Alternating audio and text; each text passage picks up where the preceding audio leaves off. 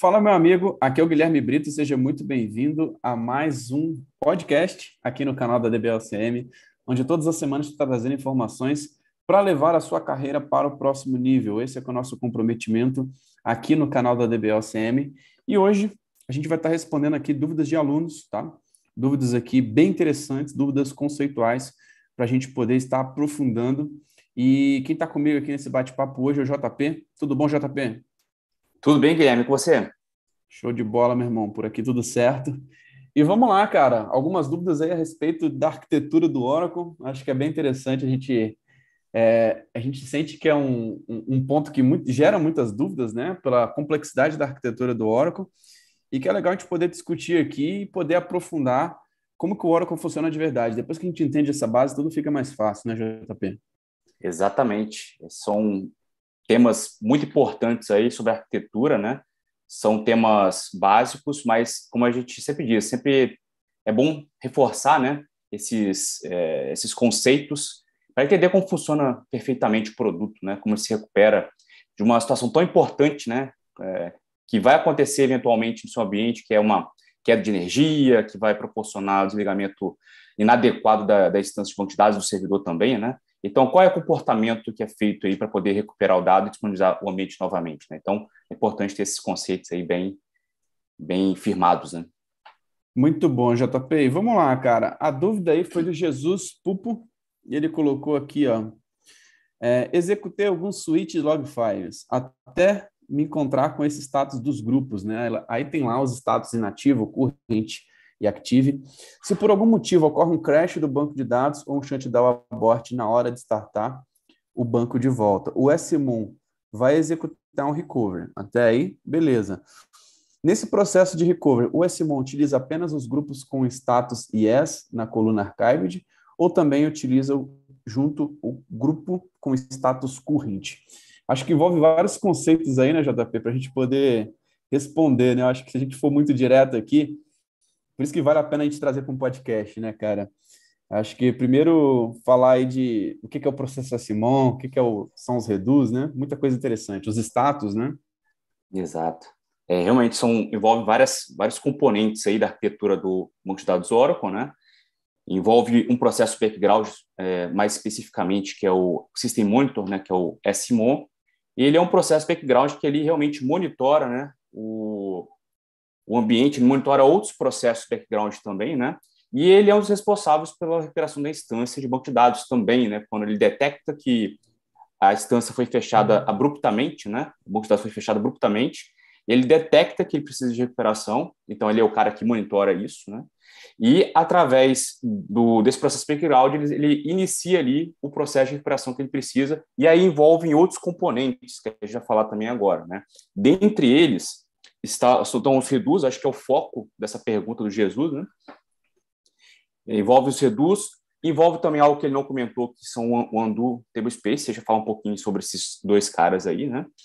E vamos falar um pouquinho sobre iniciando o redo, né? O que são os status que ele comentou, né? Ele falou especificamente de duas colunas que a gente encontra na view de performance dinâmica chamada vdollar-log, né? Lá você tem uma coluna chamada archive. Então ele falou sim ou não, é para dizer se aquele membro do redo, do grupo de redo, ele foi arquivado ou não, né? Então a gente está falando de arquivamento, né? E temos a outra coluna, que ela representa outros status que eu já vou falar um pouquinho, né? Mas o que é o redo de fato, né? O redo realmente são arquivos que são cíclicos, né? Ele tem um tamanho definido e quando ele atinge o tamanho máximo dele, né? Geralmente por default ali são 200 MB em banco 19C, né? Quando ele atinge os 200 MB, e por padrão também são três, né? Se você não alterar, não adicionar mais, são três grupos de redo de 200 MB cada, né? Esse é o padrão. Quando ele registra todas as operações realizadas no banco de dados, né? Então, operações realizadas, DDL, DML, todas as operações de fato realizadas no banco, né? O que foi comitado, o que foi feito rollback, todas as informações elas estão registradas ali. É realmente onde registra todas as operações sequenciais realizadas pelo banco de dados. E por isso que esses arquivos são importantes para a recuperação do banco de dados, né? Toda vez que esse arquivo enche, ele gera um outro arquivo chamado archive, né? E esse arquivo você vai utilizar ele para recuperar o seu banco de dados um restore point time que você precisa ali, né? Algum ponto no tempo, né? Seja por SN, seja por tempo, seja por um número de sequência, né? Você define que ponto do tempo você quer parar, ou seja, até que transação eu quero parar ali a minha recuperação, né? Então é importante esse cara, ele é um cara fundamental, tá? Sem ele, sem os reduz, o banco de dados Oracle não funcionam, tá? Mesmo que esteja no archive log, eles precisam existir lá dentro, tá? Então isso é importante também. Então, dada a importância dos reduz, veio a questão do Jesus, né? E aí a questão dele exatamente é essa. A preocupação dele maior ali, o foco é se aquela condição que está na coluna archived ali, se é sim ou não, né? Por exemplo, se tiver no ali, não, ele é utilizado ou não para recuperação do banco de dados numa eventual falha como essa, né? O que ocorre é nem falou os status ainda, né? Vou falar os status aqui, eu estava deixando passar para chegar nesse ponto aí, tá? Então, a gente tem alguns status na coluna status dessa vedola log, que tem unused, né? Que é quando ele nunca foi escrito nenhuma vez, tá? Ou quando o banco sofreu um set logs, né? Você abriu o banco com opções set logs, esse cara ele aparece no primeiro status dele, né? Do status do redo, que é unused, né? Nós temos o status corrente, que é um dos exemplos que o Jesus citou, na dúvida dele, né? E esses são os dados, ou seja, de redo correntes, né? Eles não estão ativos, né? São dados que são necessários para recuperação, isso é importante, já até começando a responder a pergunta de Jesus, né? Eles são importantes para recuperação, tá? Então, quando ele está naquela linha, na mesma linha ali, deixa eu olhar a coluna archive, ele pode estar como não arquivado, mas o dado está ali. O dado ele não foi arquivado ainda, né? O próximo passo é o dado ser arquivado, gerar o archive dele, e ele ficar inativo, né? Para poder ser escrito novamente. E aí nós temos também o ativo, que esse aí é o dado que realmente está sendo escrito ali, sendo preenchido no arquivo, tá? Então, esses são os status principais, existem outros, tá? Tem o inativo, que é o arquivo de 200 MB está vazio, tá? Sem dado nenhum, e ele está livre, está disponível para começar a escrever assim que o arquivo anterior do log for escrito e for arquivado, né? Então, como nós temos a condição do current como não arquivado, mas o dado ali ele é importante para a recuperação, então, respondendo à questão do Jesus, você não deve se apegar à coluna archived, tá? Você precisa olhar realmente para essa condição que ele passou, né?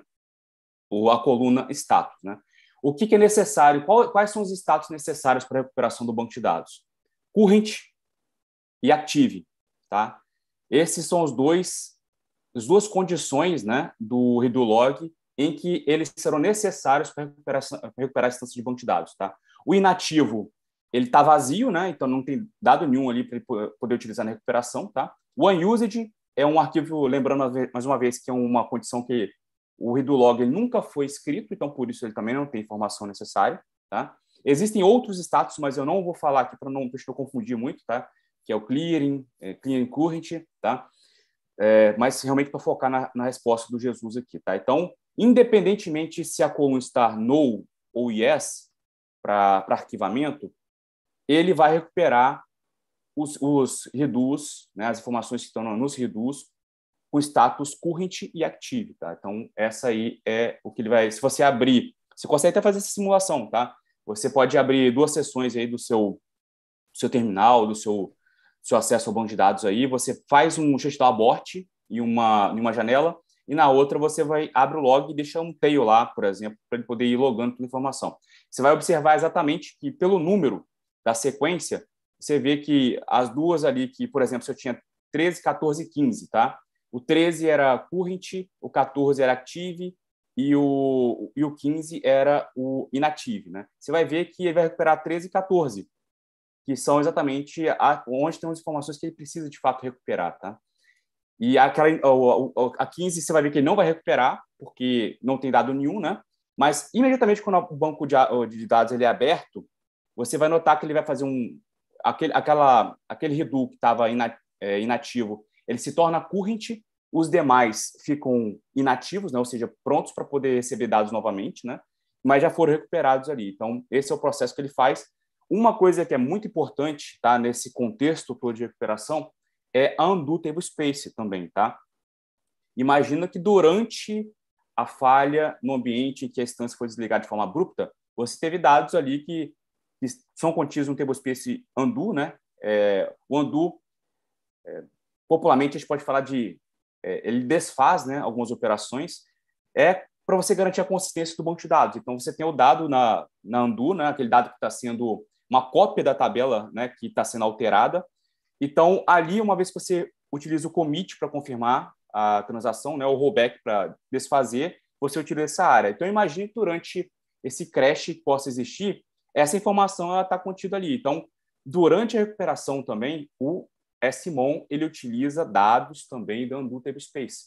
São dados que são consistentes ali para poder fazer a recuperação do ambiente, trazer o ambiente para a consistência como estava antes daquele momento da falha, né? Então, ele faz esses pontos, tá, de recuperação de informação, tanto do redo quanto da undo tablespace, tá?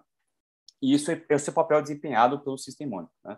Uma vez que ele faça isso, né, e na sequência que ele faz exatamente a recuperação dos redos, depois ele vai fazer as recuperações, se necessário, do que tiver da undo, tá? E depois disso tudo é que ele abre o banco de dados quando tiver tudo consistente, tá? Então, basicamente, esses são os pontos que existem, né, como sequência na recuperação da instância quando ela foi desligada de forma abrupta, né? Queda de energia, chutar abort e assim por diante, tá? Então, basicamente, esse aí que é o funcionamento. Consegui Muito bom, responder, Guilherme? JP. Cara, muito claro. Depois dessa explicação aí, não tem nem o que acrescentar, cara. Tá muito bem explicado. Realmente envolve vários conceitos, uma dúvida bem interessante aí do Jesus. E que a gente volta sempre naquela base, né, cara? Não adianta a gente querer falar de data guard, de hack, querer entender várias instâncias, disaster recovery, sem entender aqui esses conceitos, né? E que esses funcionamentos muitas vezes envolvem até um pouco mais de complexidade quando você tem duas instâncias, né? Quando você tem um ambiente de hack, que você vai ter vários redus aí para cada instância, enfim, envolve um tipo de complexidade até um pouco maior. Um data guard, por exemplo, tem os redus standbys, né? Então, é importante a gente estar com esses conceitos muito bem fixados, né? Para não ter problema lá na frente, né, JP? Não adianta querer pular essas etapas, né? Isso aí. E você lembrou muito bem aí a questão do quando a gente tem um ambiente clusterizado, né, com o Oracle Hack. Isso explica, né, por que cada instância tem os seus grupos de redus, né, suas threads, né, e tem também a sua própria undo tablespace.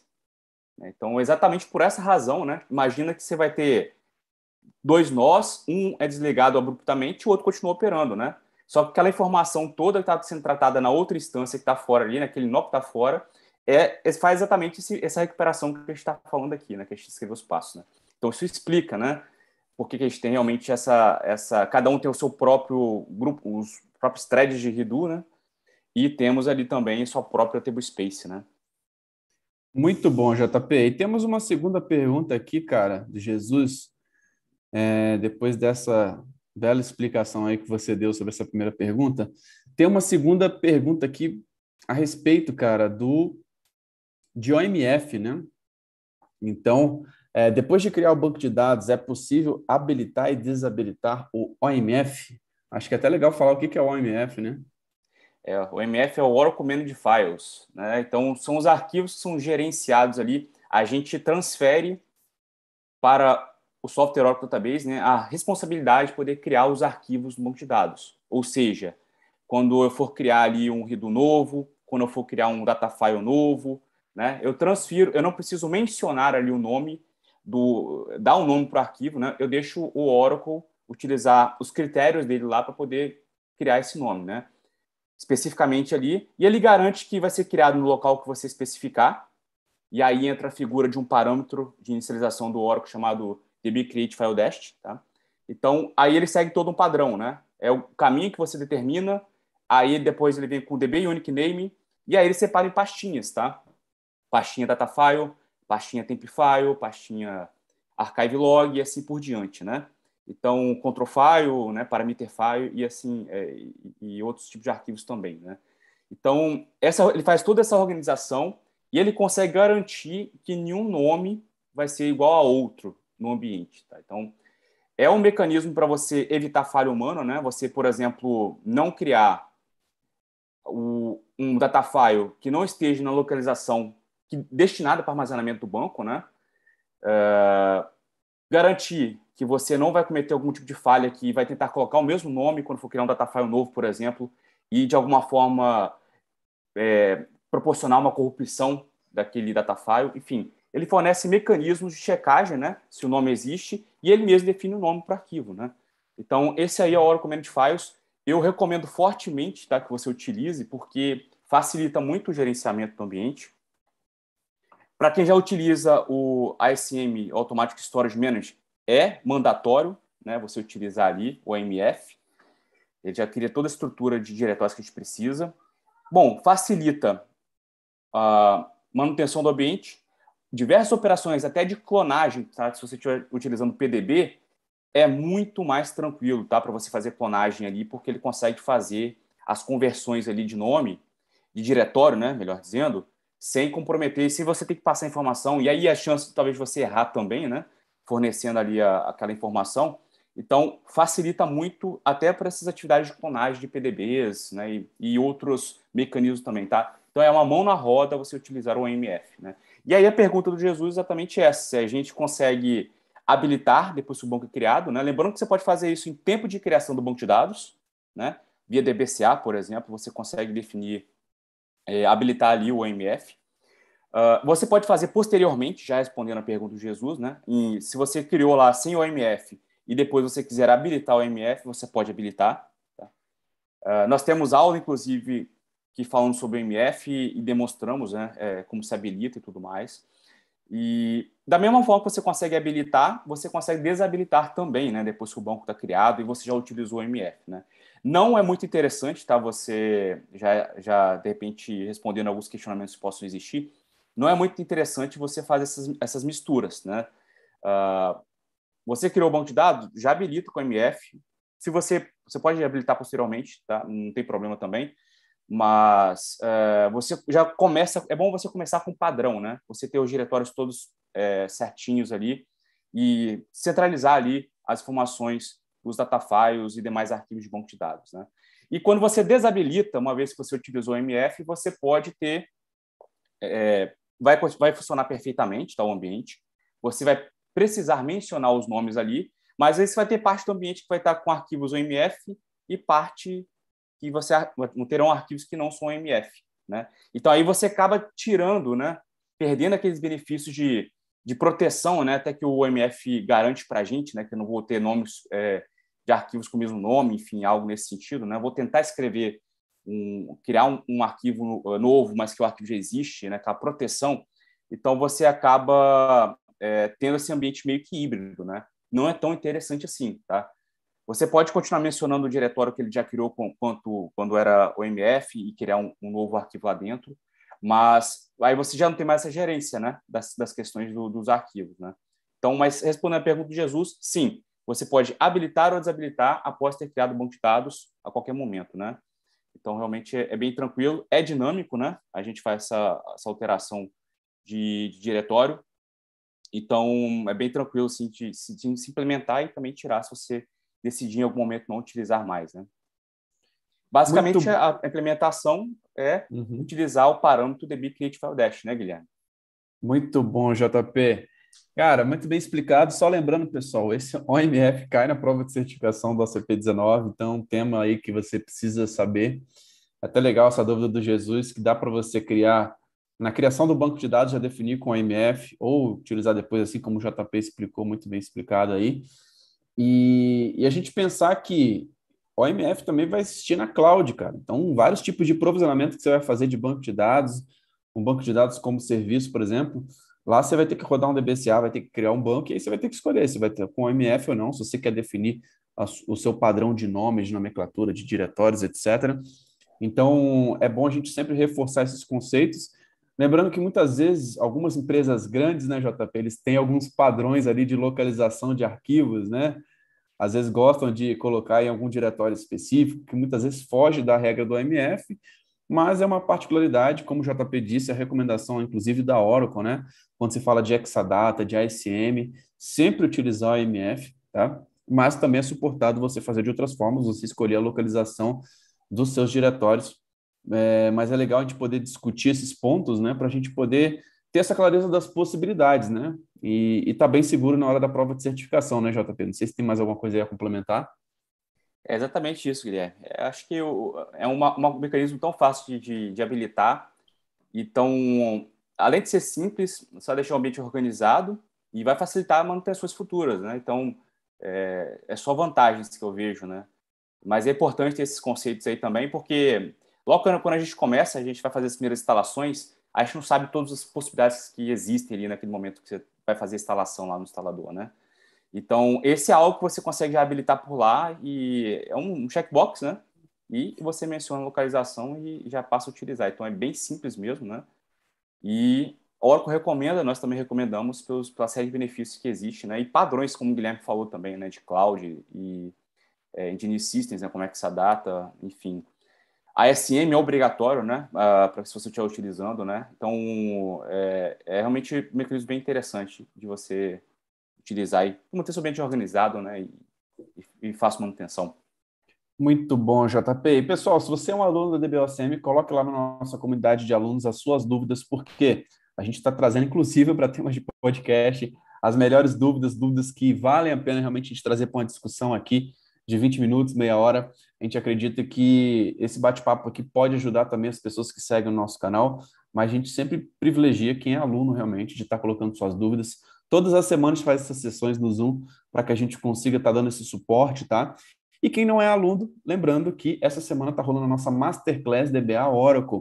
Então, hoje foi liberado o vídeo 1, tá? Se você não está inscrito ainda, aqui na descrição desse vídeo tem o link para você poder se inscrever nessa Masterclass, onde lá, inclusive, o JP mostra aí desde o zero para você criar o seu laboratório, para você startar a sua instância. Então, lá você vai conseguir ter a possibilidade de implementar aquilo que a gente está falando aqui sobre SMON, sobre processos backgrounds, sobre recuperação, sobre shutdown, sobre reduz. Então, muitos desses conceitos a gente falou isso dentro da Masterclass da aula 1. Então, se prepare que durante essa semana vão ter 3 aulas, onde a gente vai estar aprofundando temas da prova de certificação, temas da arquitetura, temas do dia a dia de um DBA Júnior, né, JP? E esse tema aqui, apesar de ser simples, né, mas é um tema fundamental, né, cara? Que o cara que é pleno e sênior tem que estar dominando isso aqui totalmente, né? Exatamente. É um tema, como eu já falo, muito importante, né? É a arquitetura, é o básico do funcionamento do produto, né? Então, você tem que entender, você tem que saber o que ele utiliza, né? Isso é importante. Até para você realmente, primeiro, customizar o seu ambiente, né? Saber se você está com os tamanhos de redo adequados, se está multiplexado, né? Algo que a gente não falou, né?